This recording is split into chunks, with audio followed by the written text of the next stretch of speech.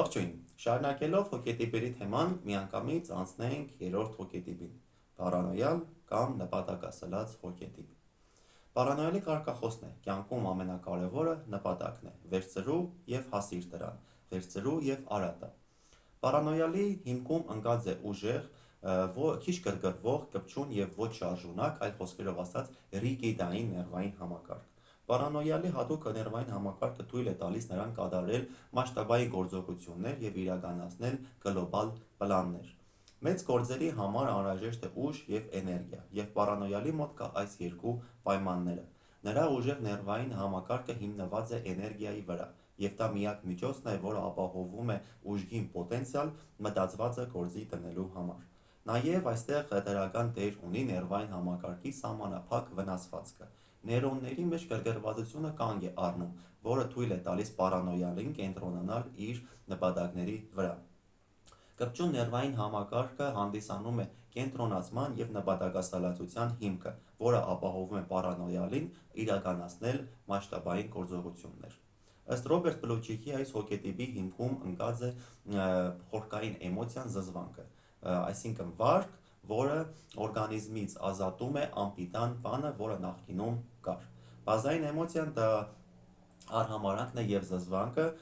իսկ բազային վարքը պարանոյալի միշտ կապված է անհամաձայնության հետ։ Այսինքն պարանոյալը, այսպես ասած, իրենից հեռացնում է անպետք բանը։ Արհամարհանք էմոցիան եկել է սոցիալիզացիայի արդյունքում։ Եվ եկեք դիտարկենք այս երկու բազային էմոցիաները առանձին։ Զզվանքը վկայում է այն մասին, որ բոլոր ցանկությունները, նպատակները, գաղափարները, չափանիշները չեն բավարարում պարանոյալին կամ բավարարում են ոչ լիովին։ Արհամարհանքը վկայում է այս վերոնշյալ կետերից մեկի իրականության բացակայությամբ։ Ձանձրույթը հանդիսանում է արհամարհանքի ամենավառ ձևերից մեկը, և ինչ կլինի այս մարդու հետ, եթե նրան ինչ-որ բան դուր չի գալիս կամ ձանձրալի է թվում։ Ժեստերը կսկսեն քչանալ, մարդու մարմինը կարծես ընդհանրապես չի շարժվում։ Նրա վարքում կնկատվի պասիվություն։ Մարդը կարծես ուզում է ասել, որ ինչ էլ որ արվի, չի լինի այնպես, ինչպես առաջ էր։ Նրա խոսքում շատ են ընդհանրացումներ, որոնք կապված են նմանության և անալոգիաների հետ։ Ամենը նույնն է, ինչպես միշտ, նորից նույնն է, ինչպես բոլորի մոտ, և այդպես շարունակ։ Նա մշտապես համեմատում է անցյալը ապագայի հետ, միշտ դժգոհ է ամեն ինչից և ամեն մարդուց, և սկսում է քննադատել ամեն բան։ Նա կասկածի տակ է դնում ամեն ցանկացած հնարավորություն, բացի իր սեփականներից։ Ժեստերում կարելի է նկատել գլխով պտույտներ և ուսերով շարժումներ։ Կարելի է ասել, որ պարանոյալը գտնվում է իր օլիմպի գագաթում, և միայն նրան է հասկանալի ամեն ինչը հիմա և այստեղ։ Ժամանակակից աշխարհը պարանոյալին տխուր է թվում, և նա պետք է կառուցի այնպիսի ապագա, որը կբավարարի իր պահանջները։ Բնավորության կորիզի հիմքում պարանոյալը, այսպես ասած, պրակտիկ է և գործնական, և այն ուղղված է ոչ թե անցյալի մոդելների վրա, ինչպես դա էպիլեպտոիդների մոտ էր, այլ ապագայի փորձի։ Պարանոյալը հասկանում է, որ եթե իրականացնի ինչ-որ գաղափար, ապա արդյունքում ամեն ինչ կլինի լավը։ Նրան չի բավարարում և չի գոհացնում այն իրավիճակը, որտեղ նա գտնվում է հիմա և այստեղ, և դրանից առաջանում է բնավորության գիծ, ամբիցիոզություն և հավակնոտություն։ Եվ դա որպես կանոն կապված է հիպերկոմպենսացիայի հետ, այսինքն մանկական խնդիրների պատճառով փոխհատուցում։ Եվ այս վիճակը, այս խնդիրը հանգեցնում է նրան, որ այս մարդկանց մոտ հետագայում ցանկություն է առաջանում ապացուցել ամբողջ աշխարհին իրենց իշխանությունը և կարողությունը։ Եթե մենք դիտարկենք պատմական, այսպես ասած, ուժեղ և հզոր կերպարներին, ապա նրանց մոտ առկա է այս հիպերկոմպենսացիայի խնդիրը։ Օրինակ Լենինը, ով մանուկ ժամանակ կորցրել է իր եղբորը, հետագայում նա ապացուցեց ամբողջ աշխարհին իր իշխանությունը և դիրքը։ Կպչուն ներվային համակարգը թույլ է տալիս պարանոյալներին լինել լավ անալիտիկներ, ովքեր ունակ են հաշվարկել հետևանքները։ Ընդ որում պարանոյալը, այսպես ասած, կպչում է այն նպատակին, որը իր համար կարևոր է։ Այսինքն, քանի ողջ է պարանոյալը, նա կշարժվի դեպի իր նպատակը։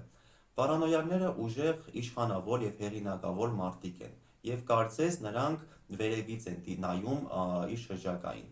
Եվս մեկ բնավորության գիծ, որը բնորոշում է պարանոյալներին, դա այսպես ասած բնականությունն է։ Քանի որ պարանոյաները չեն կարող հասնել իրենց գլոբալ նպատակներին մենակ, նրանց անհրաժեշտ է լսարան, որը կգնա իր հետևից։ Եվ որպեսզի նա կարողանա գրավել մարդկանց, տանել իր հետևից, նա պետք է լինի անկեղծ, շատ խոսի այդ մարդկանց հետ եւ ամենակարևորը լինի հասկանալի բոլորի համար։ Եվ եւս մեկ գիծ, որով կարելի է ճանաչել պարանոյալին, դա պատասխանատվությունն է։ Պարանոյալները միշտ կատարում են իրենց վրա դրված առաջադրանքները իր լսարանի համար, եւ դրա համար է, որ նրանց սիրում են, հարգում եւ գնում այս մարդու հետևից։ Պարանոյալները մտածում են հետևանքներով։ Նրանց մտածելակերպը հիմնված է անալոգիաների վրա, որը թույլ է տալիս հասկանալ անցյալը, այնտեղից վերցնել ամենալավ աշխատող մեթոդները եւ օգտագործել ապագայում։ Այլ խոսքերով ասած, իրականացնել անցյալի հաջող փորձը ապագայում։ Հաջորդ ստրատեգիան դա ընդհանրացումն է եւ սիստեմատիզացիան։ Հենց գլոբալ եւ այսպես ընդհանրացված մոդելներով մտածելն է օգնում պարանոյալին նայել ամեն ինչին վերևից եւ տեսնել հեռանկարները։ Իսկ սիստեմային մոտեցումը թույլ է տալիս իրականացնել նպատակները։ Խոսքում մեծ քանակի ընդհանրացումները թույլ է տալիս պարանոյալին տեղ հասցնել իր գաղափարները եւ նպատակները մեծ քանակի մարդկանց։ Այստեղից հետևում է պարանոյալի հոգելինգվիստիկան։ Որպեսզի լինել հասկանալի բոլորի համար, պարանոյալները օգտագործում են պարզ օրինակներ, ասացվածքներ, առակներ, փոխաբերություններ եւ դարձվածքներ։ Նրանք օգտագործում են ընդհանրացված խոսք ինչ-որ համակարգերի եւ տենդենսների մասին։ Նրանց խոսքը ուղիղ է, հստակ, պրակտիկ եւ համոզիչ երանգով։ Պարանոյաների խոսքում կարելի է հաճախ նկատել համեմատություններ ինչ-որ փորձերի եւ չափանիշների մասին, եւ որպես կանոն միշտ լինում է ինչ-որ բանի կամ ինչ-որ մեկի օգտին։ Միմիկա եւ պանտոմիմիկա։ Պարանոյալի ժեստերը հանգում են նրան, որ մի փոքր հետեքվում են առաջ եւ բարձրանում են դեպի վերև, կարծես ցուցադրելով բոլորին այն նպատակը, որին պետք է հասնել։ Նրանց ժեստերը ուղղված է դեպի վերև եւ շատ են օգտագործում շրջանաձև շարժումներ, կարծես ցուցադրելով այն տեղը, որտեղ գտնվում է պարանոյալի երևակայական նպատակը։ Նրանց քայլվածքը վստահ է, հանգիստ եւ թուլացած, այլ խոսքերով ասած՝ տիրոջ քայլվածք։ Պարանոյալները ձգտում են ինչքան հնարավոր է շատ տարածք գրավեն իրենց մարմնով։ Եվ նաև պետք է հիշենք, որ պարանոյալները բավականին բարձր կարգավիճակի մարդիկ են եւ նրանք հասկանում են, որ վաղ թե ուշ նրանք կհասնեն իրենց նպատակին։ Եվ որպեսզի նրանք կառավարեն մարդկանց եւ տան ճիշտ հետադարձ կապ, այսինքն կառավարեն մեկ հայացքով, նրանք պետք է ունենան ստաբիլ դեմքի արտահայտություն եւ այսպես ասած դոմինանտ ու հարձակվող հայացք։ Բայց դա չպետք է շփոթել ագրեսիվ էպիլեպտոիդների հետ, քանի որ պարանոյալի միմիկան դա զզվանքի, արհամարհանքի, զայրույթի, հպարտության եւ հանգստության խառնուրդն է։ Հանգիստ վիճակում կարելի է նկատել պարանոյալի դեմքին, այսպես ասած, դիաթետիկական համամասնություն։ Ինչ է դա։ Դա ուրախության եւ տխրության խառնուրդն է միաժամանակ։ Պարանոյալների միմիկան շաբլոնային է։ Նրանք դասակարգում եւ գնահատում են մարդկանց վարքը իրենց հասկանալի աշխարհի մոդելով, եւ ցանկացած իրավիճակի համար պարանոյալները ունեն պատրաստի անհրաժեշտ միմիկայի դիմակ։ Պարանոյալները նախընտրում են դասական ոճ, որպեսզի հասկանալի լինեն բոլորին։ Դա կարելի ասել խստություն եւ կոգիկությունն է առանց ավելորդությունների։ Պարանոյալները բավականին կոնսերվատիվ մարդիկ են եւ նախընտրում են կոնսերվատիվ ոճ։ Եվ դա էվոլյուցիոն ոճն է, որը մոդայի, այսինքն ռևոլյուցիոն ոճի հակառակ կողմն է։ Պարանոյալների համար կարևոր է կարգավիճակը, օրինակ թանկարժեք աքսեսուարները ցուցիչ են հանդիսանում, որ մարդը ձգտում է ավելի բարձր դիրքի եւ ավելի բարձր շրջապատի։ Հենց պարանոյալներն են, որ կարող են շրջեն ծովափում դասական հագուստով, կրեն թանկարժեք ժամացույց եւ շրջապատված լինեն թիկնաբաներով։ Պարանոյալները դիտարկում եւ ընկալում են իրենց հագուստը ոչ միայն նրա համար, որպեսզի հասկանալի լինեն բոլորին, այլ որպես ինքնապաշտպանության միջոց։ Պարանոյալները անգիտակից մակարդակում ծածկում եւ թաքցնում են իրենց արմունկները, տաստակները եւ մարմնի այլ մասեր։ Պարանոյալների շուրջ բոլորը կարելի է դասակարգել եւ ընկալել որպես մեկ մեծ աշխատասենյակ, որտեղ նա կենտրոնացված է եւ ուղղված է իր նպատակի վրա։ Կարող են իհարկե կողքը լինել ինչ-որ իրեր եւ աքսեսուարներ, բայց միայն այնպիսիք, որոնք կօգնեն ավելի լավ աշխատել։ Պարանոյալները սիրում են կոմֆորտ եւ ձգտում են ավելի բարձր դիրքի։ Հետևաբար նրանք իրենց կշրջապատեն թանկարժեք իրերով եւ աքսեսուարներով։ բայց ոչ մի ավելորդություն։ Նույնիսկ գրքերը եւ ինչ որ նյութերը կապված են նրանց գաղափարների, նրանց նպատակների հետ։ Ցանկացած անպետք իր ուղղակի արհամարվում է։ Նրանք շատ աշխատասեր են եւ դրանից է որ նրանք ուր էլ որ գնում են, առաջինը նրանք ստեղծում են այսպես ասած գրասեղան։ Կարող են գնացքի կամ ինքնաթիռի մեջ նշումներ կատարել անձեռոցիկի վրա։ Եթե հյուր են գնում, նրանք ընտրում են այնպիսի աթոռ, որտեղ հարմար կլինի ցանկացած բայի հանեն իրենց օրագիրը եւ գրառումներ կատարեն։ Նույնիսկ ռեստորանում նրանք ստեղծում են այնպիսի տարածք, որտեղ նրանց հարմար կլինի աշխատել։ Շփում եւ վարկ։ Պարանոյալները որպես կանոն խառնվածքով ֆլեգմատիկ են կամ սանգվինիկ։ Նրանց բնորոշ է նեղացկոտություն եւ կասկածամտություն։ Պարանոյալի կարգախոսը շփման մեջ հետևյալն է. արտարությունը ամենաբարձրն է։ Գործնականում պարանոյալը ռեալիստ է եւ չի զբաղվում անպետք գործերով եւ դատարկ երևակայությամբ։ Նա կյանքում սիրում է հենվել փաստերի եւ կոնկրետ տեխնոլոգիաների վրա։ Միշտ ցուցաբերում է երկաթյա տրամաբանություն եւ համառորեն պնդում է իր տեսակետը։ Պարանոյալը միշտ գործում է մանրակրկիտ մտածված պլանով եւ ցուցաբերում է հնարամտություն։ Նրանք շատ աշխատասեր մարդիկ են եւ գնահատում են աշխատասիրությունը մնացած մարդկանց մեջ եւ տանել չեն կարողանում ալարկոտությունը։ Կարելի է ասել պարանոյալը հանդիսանում է ամենաաշխատասեր հոգետիպը։ Նրանք բավականին կոռեկտ են, ցուցաբերում են դաստիարակություն եւ ընդգծված արժանապատվություն, որը շրջապատը կարող է դիտարկել որպես գոռոզություն կամ ամբարտավանություն։ Պարանոյալը հանդիսանում է լավ ընտանեկան մարդ, սակայն իր մտերիմների հետ ոչ միշտ է ցուցաբերում ջերմություն։ Պարանոյալը իր ուժեղ եւ ստաբիլ ներվային համակարգի շնորհիվ շատ ստրեսակայուն է։